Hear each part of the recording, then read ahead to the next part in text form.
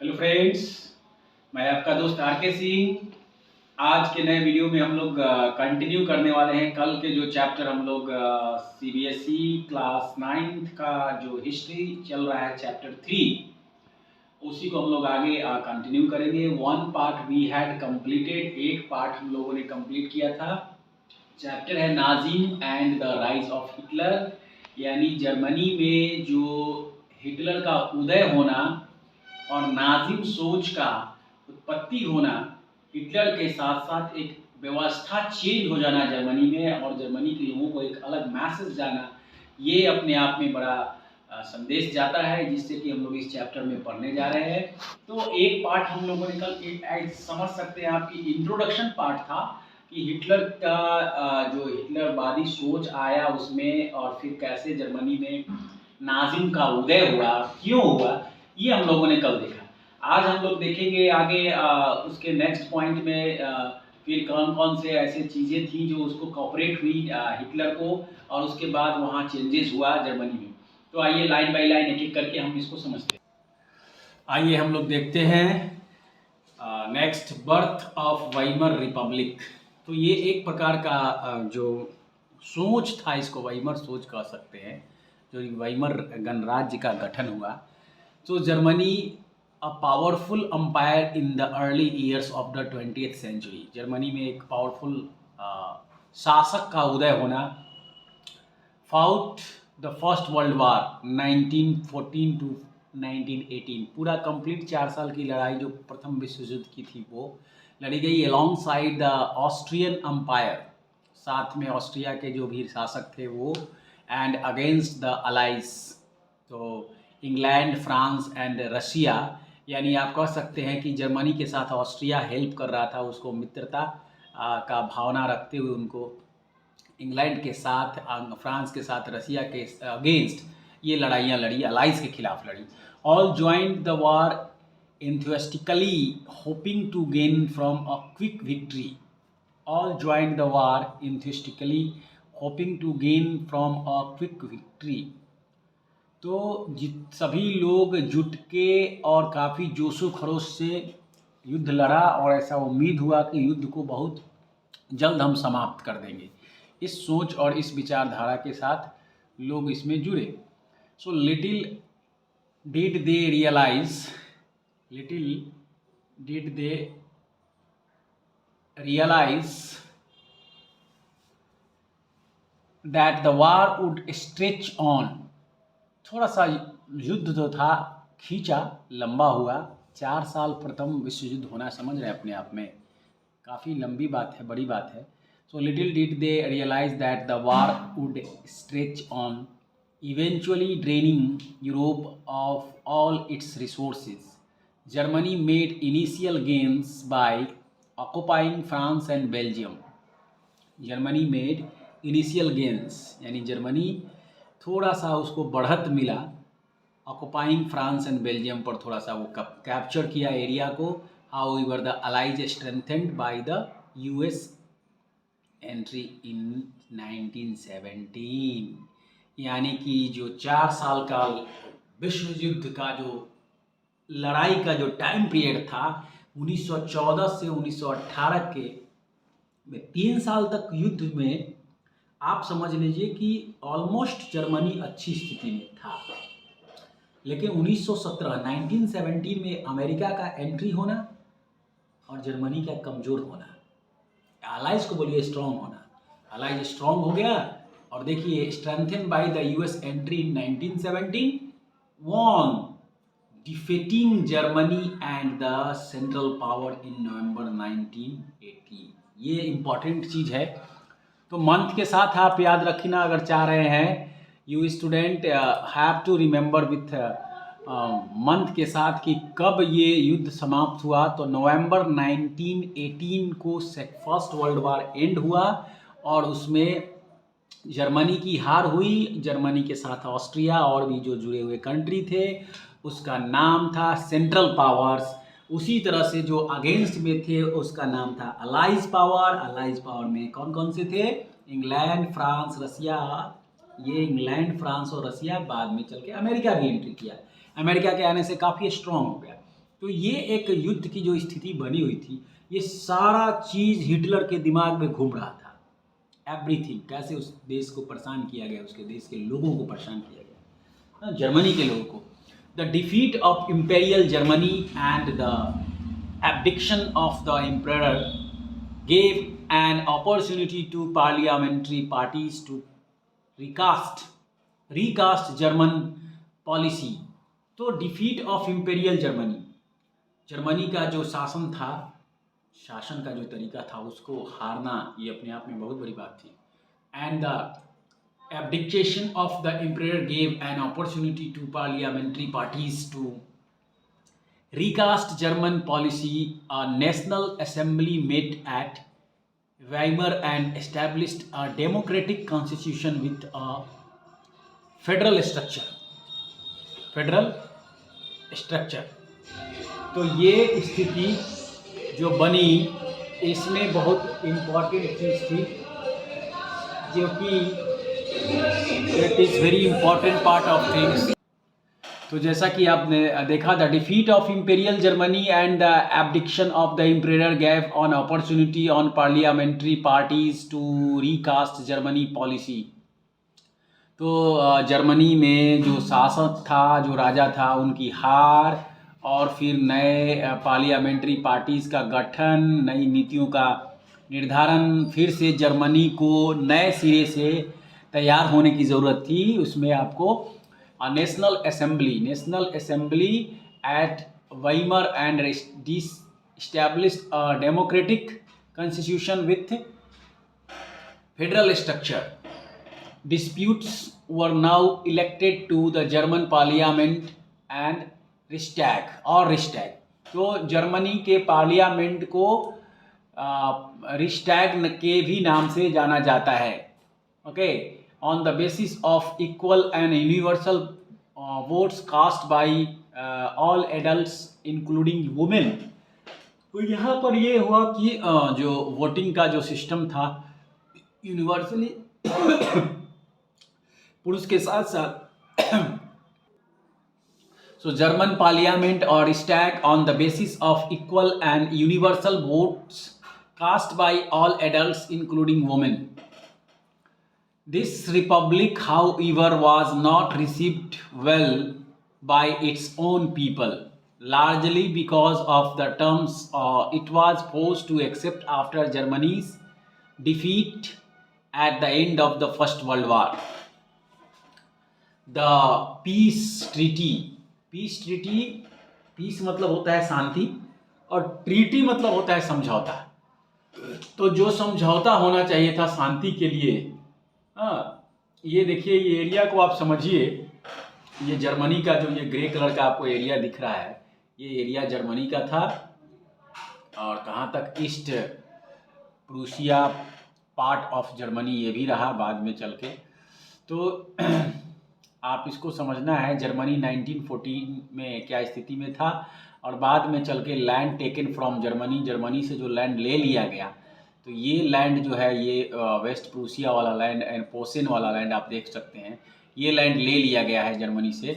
यानी मैं आपको बता दूं कि सिंपल भाषा में आप समझ लीजिए कि ये जो लैंड था जर्मनी से, ये वाला हिस्सा ये ले लिया गया था ये हारने के बाद। तो यहाँ देखिए क्लियर लिखा हुआ है, land taken from Germany and land under lease of Nations control. तो इस टाइप्स का हल्का रेडिश में ग्रे में जो था, तो ये वाला हिस्सा जो है आपका, ये पूरा का पूरा एंड डीलिमिटराइज जोन जो है, ये अलग तरीके से आपको शैडो वाला बोल सकते हैं। तो ये हिस्सा जो है, ये हिस्सा आपका है, वो है डीलिमिटराइज्ड जोन। और ये पूरा का पूरा हिस्सा आप देख सकते हैं, इसमें देखिए, आप समझने की कोशिश कीजिए। ये वाला हिस्सा, ये हिस्सा, दिस इज द, ये हिस्सा है land under the League of Nations control. So Germany after the Versailles treaty, you can see in this map the parts of the territory that Germany lost after the treaty।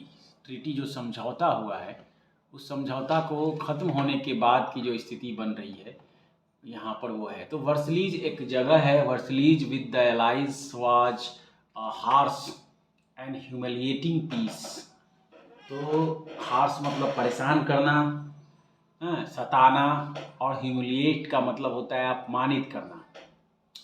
So Germany lost its overseas colonies a tenth of its population. अपनी आबादी का 10वां हिस्सा जो था कुछ colony के रूप में वो हार चुका था। 13% of its territories, 75% of its iron and 26% of coal. देख लीजिए क्या क्या चीज़ें उसको देना पड़ा, हारना पड़ा। बहुत विकट परिस्थिति से गुजरना पड़ा जर्मनी को। 13% ऑफ टेरिटरीज, क्षेत्र 13% कैप्चर कर लिया अलाइज ने सेंट्रल पावर का, मतलब खास करके जर्मनी का। 75% आयरन इसको ले लिया गया, 75% आयरन जर्मनी से ले लेना, समझ रहे हैं ना।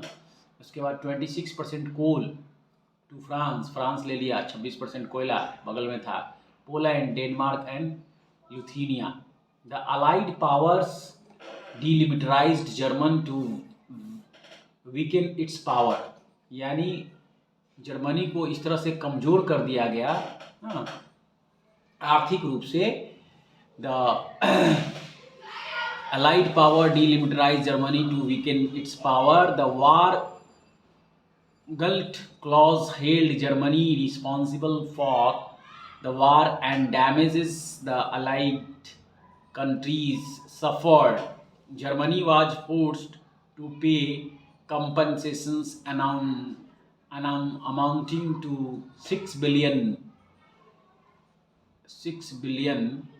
ये है, डॉलर तो नहीं है, यूरो भी नहीं है, लीवर है, लीवर। हाँ, तो ये जर्मनी का है, ये है currency. The Allies armies also occupied the resource-rich hinterland, R silent रहेगा यहाँ पर, hinterland for much of the 1920s. Many Germans held the new Weimar Republic responsible for not only the defeat in the war but the disgrace at Versailles. बहुत सारे ऐसे लोग थे कि इनका सोच था कि वाइमर रिपब्लिक जो था हार का मुख्य कारण रहा, ऐसा विचार रखते थे। So the effect of the war, तो क्या उसके प्रभाव हुए, युद्ध के प्रभाव क्या हुए, इफेक्ट ऑफ द वार में है। The war had a devastating impact. Devastating का मतलब होता है विनाशकारी। The war had a devastating impact on the entire continent. पूरे महादेश में युद्ध की स्थिति बहुत ही भयावह और भयानक, both physiologically and financially, psychologically and financially. Psychological मतलब कि मानसिक रूप से लोगों को काफ़ी दुख हुआ कि देखिए कितने लोगों को घर उजड़ गए होंगे, कितने लोगों का आर्थिक रूप से ये हो गया होगा। तो this is the very important. The republic as a Europe from continent of creditors, Europe turn into one of debtors. Unfortunately the infant Weimar Republic was, infant Weimar Republic का मतलब हो गया अभी अभी वाइमर रिपब्लिक का जन्म हुआ है। इन्फेंट का मतलब होता है नवजात, नवजात मतलब नया शिशु, जो अभी कुछ 1 महीना 2 महीना 6 महीना 1 साल तक के बच्चा को इन्फेंट कहा जाता है, 1 ईयर तक के बच्चे को। तो आप यहाँ पर the Republic carried the burden of war, guilt and national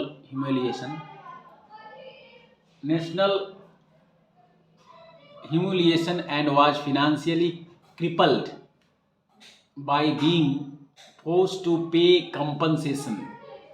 Those who supported the Weimar Republic, mainly socialist, Catholics and Democrats. Socialist, सामाजिक, कैथोलिक जो चर्च के मानने वाले लोग थे। मैंने पहले भी बताया आपको कि चर्च में 2 कैथोलिक एंड प्रोटेस्टेंट थे। एंड डेमोक्रेट्स लोकतांत्रिक व्यवस्था को जो मानने वाले थे become an easy target two of attack in the conservative nationalist circles. They were mockingly called the November criminals. तो बोलचाल की भाषा में मॉकिंगली मतलब होता है बोलचाल की भाषा में उनको घोषित कर दिया गया November criminals. This mindset had a major on the political development of the early 1930s, as well as we will soon see. The First World War left a deep imprint. प्रथम विश्व युद्ध काफ़ी दुख छोड़कर गया, काफ़ी परेशानी छोड़कर गया. सिंपल भाषा में समझ लीजिए कि कोई भी युद्ध जो है उसका रिजल्ट अच्छा होता ही नहीं है. युद्ध का मतलब परेशानी, युद्ध का मतलब परेशानी. कोई भी युद्ध की आप बात करें, अगर आपको एंशियंट टाइम की बात करें या मेडाइवल की बात करें, मॉडर्न की युद्ध की बात करें, जितने भी युद्ध हुए हैं सब परेशानी. हम तो अशोका द ग्रेट तक को बता रहे हैं कि अशोका द ग्रेट जब कलिंग पर चढ़ाई किया तो करीबन 1 लाख लोग को मारा गया. अगले दिन अशोक जब मैदान में गया तो देखा कि उजली साड़ी में महिलाएं रोती बिलखती दिखाई दे रही हैं, लाशों का अंबार पड़ा हुआ है और 40-40, 50-50 लोगों को एक साथ रख करके जलाया जा रहा है. लकड़ियां कम पड़ गई. रोते बिलखते हुए देख करके अशोक का दिल भयभीत हो गया, डर गया, विफल हो गया. और फाइनली अशोका ने निर्णय क्या किया कि हम धर्म बदल लेंगे. और उन्होंने उस समय बौद्ध धर्म करने के लिए और वो अपनी बहन के साथ वो चले गए कहाँ पर, श्रीलंका जा कर के अपना धर्म बदल लिया. तो कहीं ना कहीं स्थिति ऐसी बनी. और मैं ये बताने के लिए एग्जाम्पल दिया कि उतना महान राजा का भी हृदय परिवर्तन हो सकता है. तो कहीं ना वो युद्ध देख करके कहीं ना कहीं वो भाव विवल हो गए. लोगों की जो स्थितियाँ युद्ध के बाद बनी. अब बताइए, युद्ध में सभी जो जेंट्स होते हैं वो युद्ध में लड़ने गए थे, सभी लोग के घर के ये हो गए, तो उनके घर का जो देखने वाला है, आगे पालन पोषण करने वाला, बच्चों को कौन करेगा. तो इस स्थिति में बहुत ही भयावह स्थिति हो जाती है. इस स्थिति में युद्ध सही नहीं होता है. किसी भी चीज़ का निदान युद्ध नहीं है. यहाँ पर वही बताया जा रहा है कि द फेस्ट पॉइजनस गैस, ऊपर से थोड़ा हम लोग देखते हैं. The first world war left a deep imprint on European society. Europe के समाज में काफ़ी दुख छोड़कर गया, काफ़ी परेशानी छोड़कर गई. And policy, soldiers came to be placed above civilians. यानी सब सिविलियंस जो आम नागरिक है उससे ऊपर जो स्थिति होती है वो सैनिकों की होती है. सैनिक के लिए हर व्यवस्थाएं करनी पड़ती है युद्ध में. तो and publicists laid great stress on the need for men to be aggressive, strong and masculine. The media glorified trench life. The truth, however, was that soldiers lived miserable lives in the trenches, trapped with rats feeding on corpses. They faced poisonous gas and enemy shelling and witnessed their ranks reduce rapidly. बहुत परेशान किया गया Germany के लोगों को. देखिए, अभी हमने पहले बताया कि उनसे कोयला ले लिया गया, लोहा ले लिया गया, बहुत सारी एरिया को कैप्चर कर लिया गया. कहीं ना कहीं उनको इस तरह से परेशान नहीं करने के लिए हुआ. तो द फेस पॉइजनस गैस, जहरीला गैस भी उनको फेस करना पड़ा. And enemy shelling and witness their ranks reduce rapidly. Aggressive war propaganda and national honour occupied center stage in the public spheres, while popular support grew for conservative dictatorship that had recently come into being. Democracy was indeed a young and fragile idea. Democracy, लोकतंत्र एक अपने आप में वास्तव में एक नई पहचान, यंग एंड फ्रेजाइल आइडिया, नए नौजुओं की नई सोच होती है, which could not survive the instabilities of interwar Europe. तो इस स्थिति में यूरोप के आंतरिक जो स्थिति थी काफ़ी खराब हो गई थी। Then political radicalism and economic crisis, इसके बाद की जो स्थिति बनी पॉलिटिकल रेडिकलिज्म, राजनीतिक रूप से जो अस्थिरता बनी कि शासक को हटना पड़ा, कौन राजा बनेगा, कि फिर से चुनाव होगी, युद्ध के बाद सब उथल पुथल स्थिति हो जाती है। एंड इकोनॉमिक क्राइसिस, आर्थिक भी कमी हो जाती है, तंगी भी हो जाती है। तो इस स्थिति में देखा जाए तो the birth of the Weimar Republic,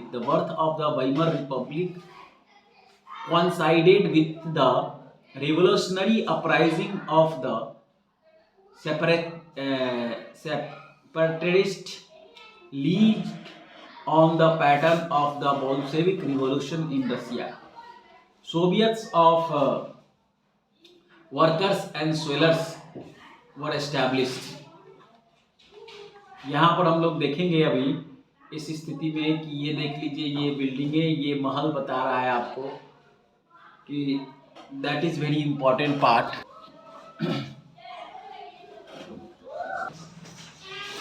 तो ये जो बिल्डिंग है इसको देखिए, फिगर नंबर 3 जो मैं दिखाने की कोशिश कर रहा हूँ आपको। This is a rally organised by the radical group known as the separatist league in the winter 1918 to 1919 का टाइम पीरियड बीच का है। विश्व युद्ध, फर्स्ट वर्ल्ड वार समाप्त होने के बाद की स्थिति है। And the streets of Berlin were taken over by people, political demonstration became common. तो ये स्थिति बनी हुई थी, देख लीजिए यहाँ पर बर्लिन में, जर्मनी की कैपिटल है, राजधानी है। In many cities the political atmosphere in Berlin war charged with demands for Soviet style governance. Those opposed to these, such as the Socialists, Democrats and Catholics, met it in Weimar to give shape to the Democratic Republic. The Weimar Republic crashed the uprising with the help of war. The Weimar Republic crashed with the uprising with the help of the war veterans organization called Free Corps. The Angus separatist later founded the Communist Party of Germany. सेपरिस्ट का मतलब है, देखिए हुआ क्या कि वहाँ पर जब वर्ल्ड वार खत्म हुआ, ये लोग हार गए, तो कई सोच विचारधारा के साथ जर्मनी के लोग, एक तो हिटलर के सोच वाले में लोग आ गए, दूसरे और भी अलग सोच है, कुछ लोग आपस में ही एक दूसरे को दोषारोपण कर रहे थे कि हार का कारण आप थे, ये संस्था थी, वो संस्था थी, किसी ने वेइमर पर तोड़ दिया गुस्सा, या ये किया इन्होंने सही तरीके से इसको ये नहीं किया, सरेंडर कर जाना चाहिए था, युद्ध को आगे नहीं बढ़ाना चाहिए था। 4 साल तक युद्ध रुक रुक के लड़ते रहना, ये एक बहुत बड़ी बात है ना। लास्ट में कोई एक बहुत शक्तिशाली देश आता है और अपना गोला बारूद बम से युद्ध को समाप्त करने की घोषणा करता है। तो ये स्थिति जो बन गई थी, ये बहुत ही भयावह स्थिति थी। तो communist and socialist henceforth became irreconcilable enemies and could not make common cause against Hitler. तो ये आपस में एक दुश्मन बने हुए थे और लोग दोनों हिटलर के अगेंस्ट लड़ने के लिए एक नहीं हुए थे। Both revolutionaries and militant nationalist craved for radical solution. Both revolutionary, दोनों जो क्रांतिकारी हैं, and militant nationalist craved for radical solution. Political parties, political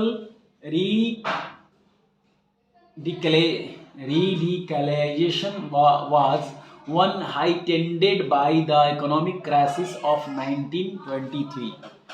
तो ये स्थिति ऐसी बन गई कि 1923 आते आते राजनीतिक संकट हो गया और साथ साथ आर्थिक संकट, इकोनॉमिक क्राइसिस 1923 को आ गई और Germany had fought the war largely on loans and had to pay war reparation to gold. This depleted gold reserves at a time resources were scarce. In 1923 Germany refused to pay. 1923 में Germany मना कर दिया पे करने से. In 1923 Germany refused to pay and the French occupies its leading industrial area. Then pay and the French occupied its leading industrial area rule to claim their coal. Germany retailed with passive resistance and printed paper currency restlessly. अब देखिए economic स्थिति खराब हुई तो उनको paper छापना पड़ा, मतलब note छापना पड़ा, कागज़ के नोट एक्स्ट्रा. और आप समझ लीजिए इकोनॉमिक्स में बेतहाशा नोट छाप देने से उस देश की एक आर्थिक स्थिति नहीं अच्छी हो जाती है. उसके लिए कुछ सर्टेन टर्म एंड कंडीशन होता है. तो with too much printed money in circulation the value of the German mark fell. In April the US dollar was equal to 24,000 marks. In July 3,53,000 marks. In August 4,62,000 marks at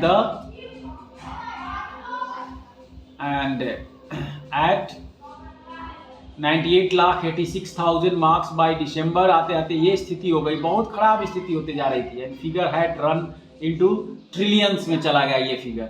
as the value of the mark collapsed, prices of goods sold the image of Germans carrying cartload of currency notes to buy a loaf of bread was widely publicized, evoking wildlife sympathy. This crisis came to be known as hyperinflation, a situation when prices rise phenomenally high. तो ये देख लीजिए लोग कतार में खड़े हैं अपने बैंक से पैसा निकालने के लिए. Homeless main queen for the night shelters. और साथ में ये भी है कि उनको घर का आश्रय नहीं मिलना. यानी कहीं ना कहीं युद्ध के बाद जो स्थिति थी बहुत ही खराब हो चुकी थी. लेकिन युद्ध में आपको न खेती होता है, न अनाज की खपत जो रहता है वो सैनिकों के लिए ज़्यादा सप्लाई होने लगता है. तो आम जनता में ये दिक्कत है. तो बहुत सारी परेशानियाँ थी. हम लोग कल आपको इसके आगे यहाँ से पढ़ेंगे.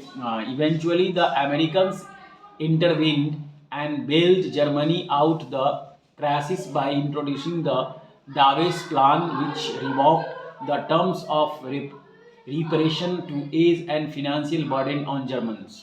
तो जर्मनी की जो स्थिति थी, बेलआउट्स बोला जाता है, एकदम करप्ट हो जाना, बैंकरप्ट हो जाना.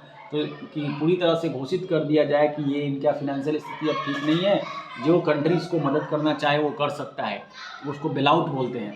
तो ये स्थिति जर्मनी में हो गई थी और अमेरिका रेडी हो गया था हेल्प करने के लिए.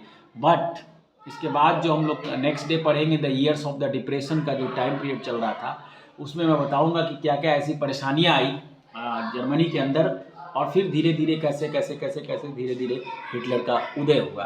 तो इसी के साथ हम लोग आज यहीं तक हम लोग स्टॉप करते हैं. नेक्स्ट हम लोग चैप्टर पार्ट जो 3 करेंगे उसमें आगे द ईयर ऑफ डिप्रेशन हम लोग पढ़ेंगे. Thank you and have a nice day.